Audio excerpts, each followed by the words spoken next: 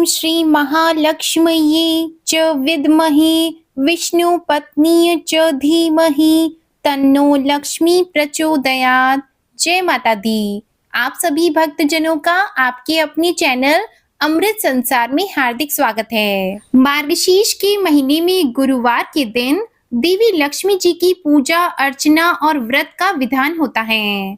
वैसे तो हर दिन शुक्रवार के दिन महालक्ष्मी जी की पूजा होती है, लेकिन इस शुभ महीने में गुरुवार के दिन भी महालक्ष्मी जी की पूजा की जाती है, उनका व्रत रखा जाता है।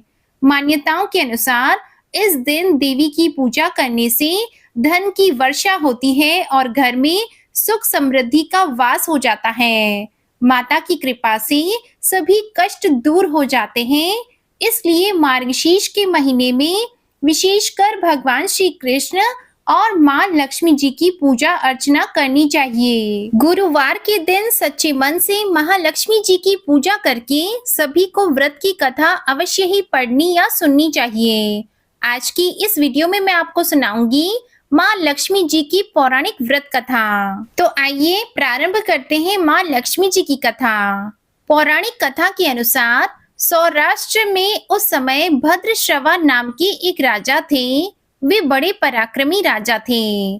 4 वेद, 6 शास्त्र और 18 पुराणों का उन्हें भली भांति ज्ञान था।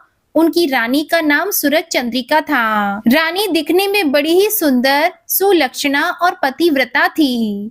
उन दोनों को 7 पुत्र और उसके बाद एक कन्या का वरदान मिला था। कन्या का नाम उन्होंने श्याम बाला रखा। एक बार महालक्ष्मी जी के मन में आया कि जाकर उस राजा के महल में रहे। इससे राजा को दोगुनी धन दौलत की प्राप्ति हो जाएगी और वह इस धन दौलत से अपनी प्रजा को और भी अधिक सुख दे पाएगा। गरीब के घर अगर लक्ष्मी रहेगी तो वह उसे स्वार्थी की तरह केवल अपने ऊपर ही खर्च करेगा। यह सोचकर श्री महालक्ष्मी जी ने एक बूढ़ी औरत का रूप धारण किया। हाथ में लाठी लेकर लाठी के सहारे रानी के द्वार तक पहुंच गई। हालांकि उन्होंने बूढ़ी औरत का रूप धारण किया था, लेकिन फिर भी उनके चेहरे पर देवी का सा तेज विद्यमान था। उन्हें देखते ही एक दासी सामने आई। उसने इनका नाम, धाम, कर्म, धर्म सब कुछ पूछा। वृद्ध ब्राह्मणी का रूप धारण करके माता लक्ष्मी जी कहने लगी, बालिके, मेरा नाम कमला है और मेरे पति का नाम भुवनेश है। हम द्वारिका में रहते हैं।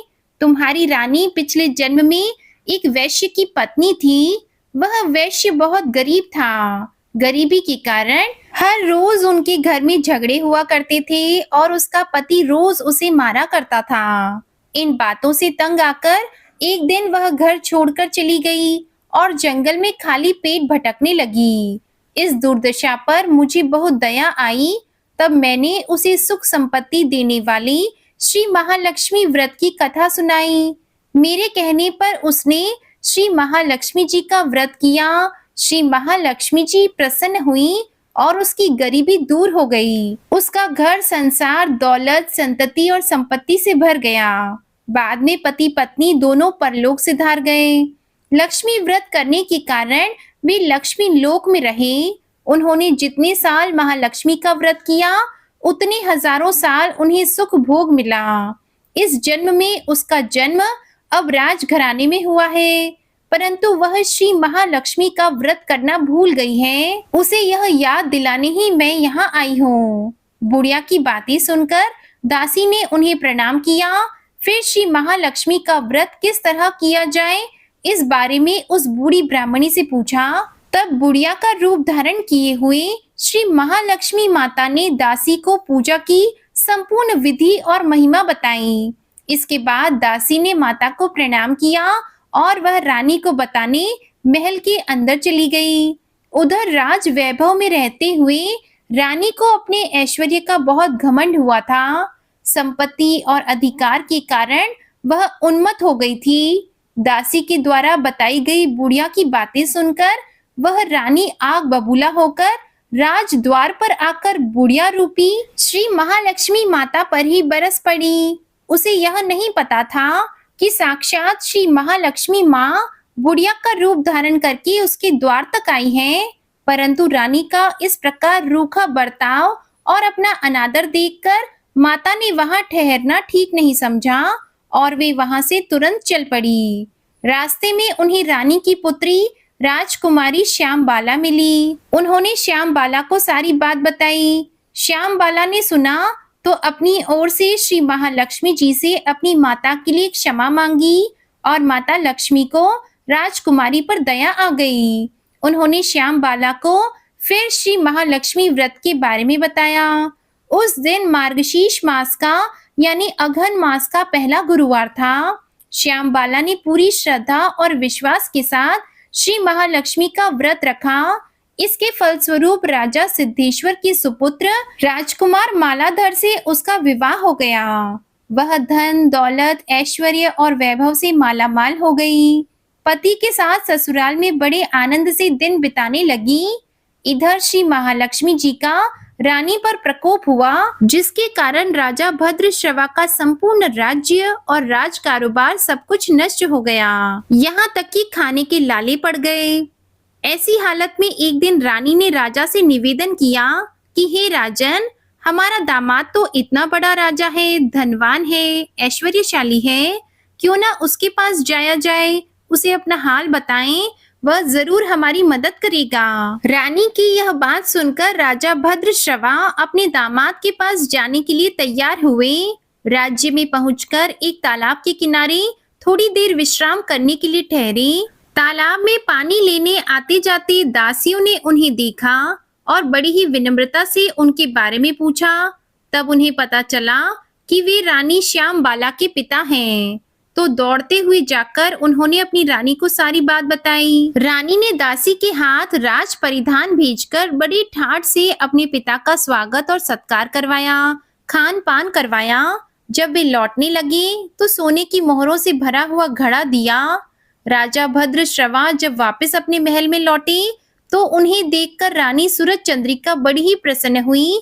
जैसे ही उन्होंने सोने की मोहरों से भरे हुए घड़े का मुंह खोला, पर हाय भगवान, घड़े में तो धन के बदले कोयले भरे हुए थे और यह सब श्री महालक्ष्मी जी के प्रकोप से हुआ था। इसी प्रकार दुर्दशा में उनके कई और दिन बीत गए।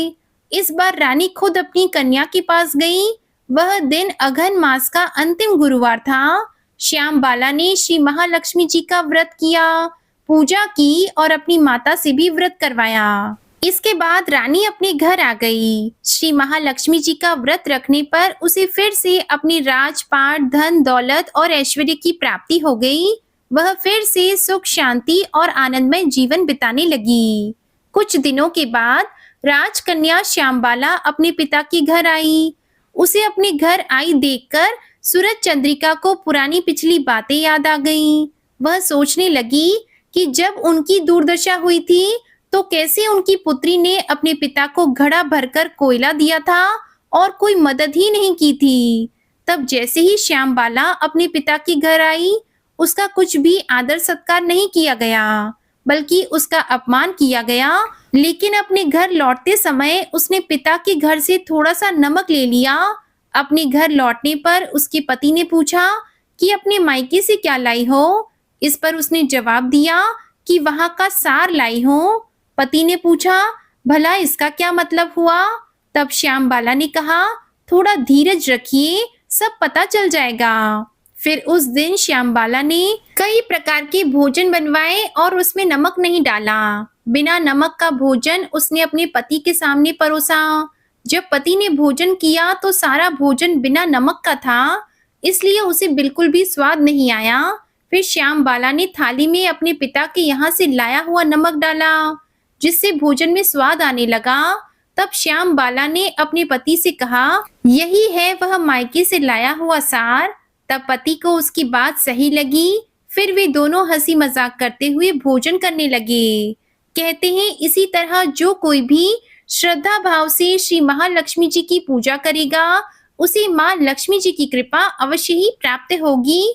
सुख संपत्ति और शांति की प्राप्ति हो जाएगी। सभी मनोकामनाएं पूर्ण हो जाएंगी। परंतु यह सब कुछ प्राप्त होने पर भी माँ लक्ष्मी जी की पूजा को कभी भी भूलना नहीं चाहिए और हर गुरुवार को व्रत का पाठ अवश्य ही करना चाहिए।